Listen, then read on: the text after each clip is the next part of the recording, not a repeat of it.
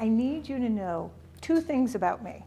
Okay, the first one is I make a horrible employee. And that has informed my whole life. The second thing I want to tell you is my mother was an artist, and she honed my eyes for beauty. And that's one of my superpowers. I see beauty everywhere I go, and I am feasting in this room because there is so much beauty. So take that in.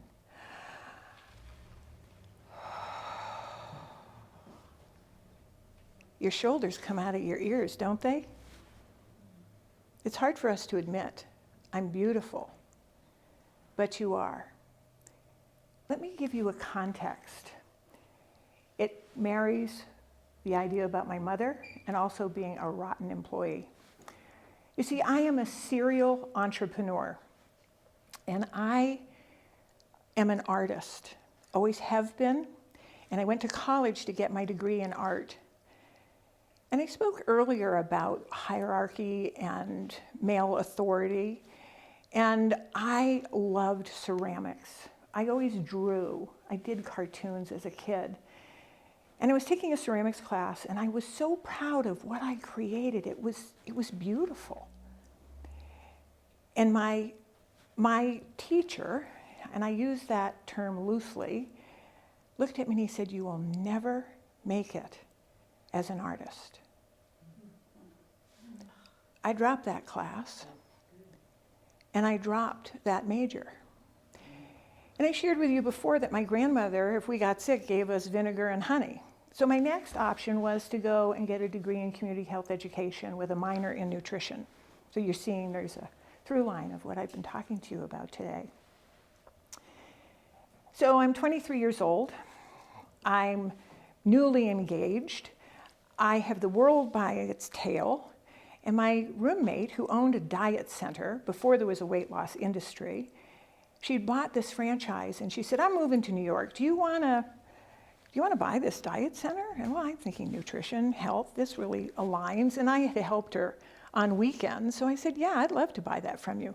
So we signed on the dotted line. And she said, and I looked at her, I was smart. I said, after we'd signed and the ink had dried, I said, "Why did you sell me this franchise for the same amount of money that you bought it for?" And she looked at me and she said, "You'll never make it. You're not LDS."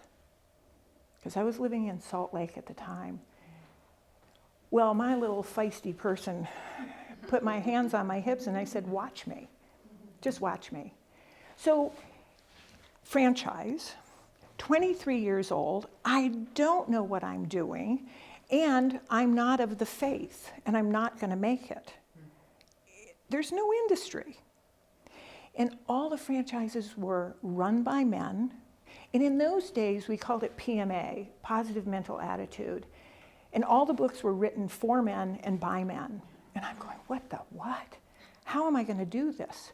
And I decided I was going to be the best nutrition coach known to personhood.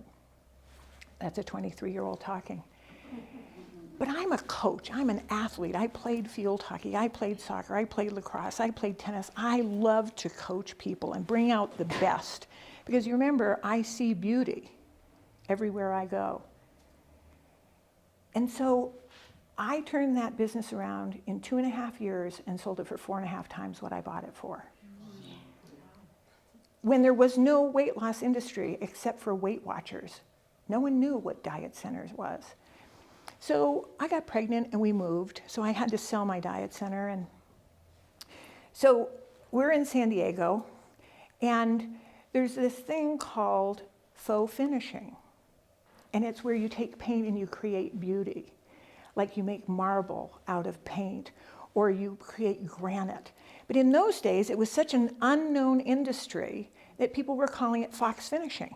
And so my husband and I were fox finishers for years. And I worked with my husband, who did not know he was an artist.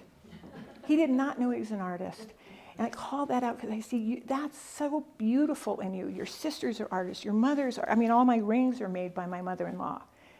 You are an artist. Let's go do this together. So for 35 years, we did art together. And we would go in and we would create beauty in these houses. But again, it's discretionary income. Losing weight and paying someone for it. Having your house pretty to make it feel like a haven. That's discretionary income. How do you make a living? And you know about that starving artist mentality. That is a myth. That is a myth. So much of what we think plays into the myths and the shoulding that we all adopt. You should be this. You should be that. And what happens when we stand in our power and we say, you know what, I am a beauty bringer. I defy logic because I have this North Star that is calling me to this thing that doesn't look like it's, correlated to that thing.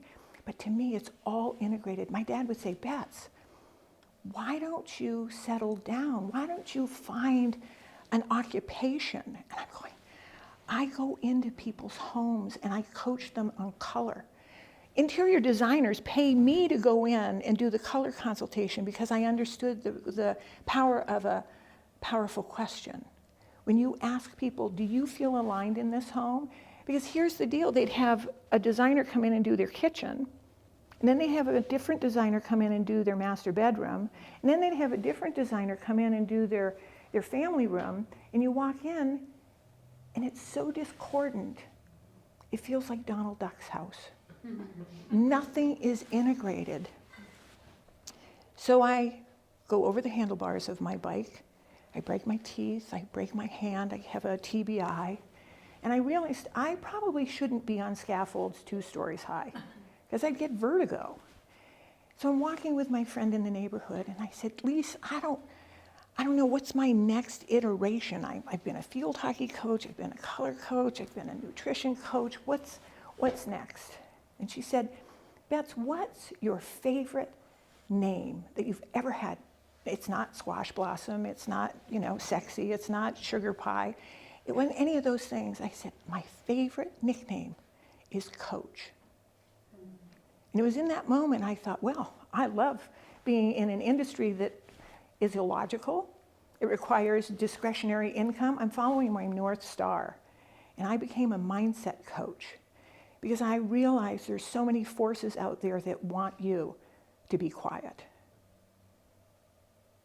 They want you to play a smaller game. They don't want to see you bigger than they are.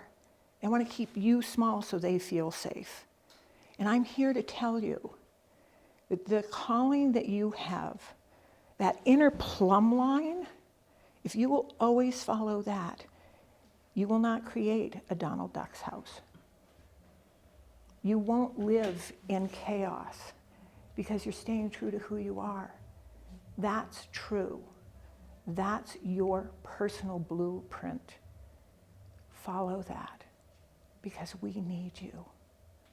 We need you to be you and not listening to all the myths that we've bought into all these years.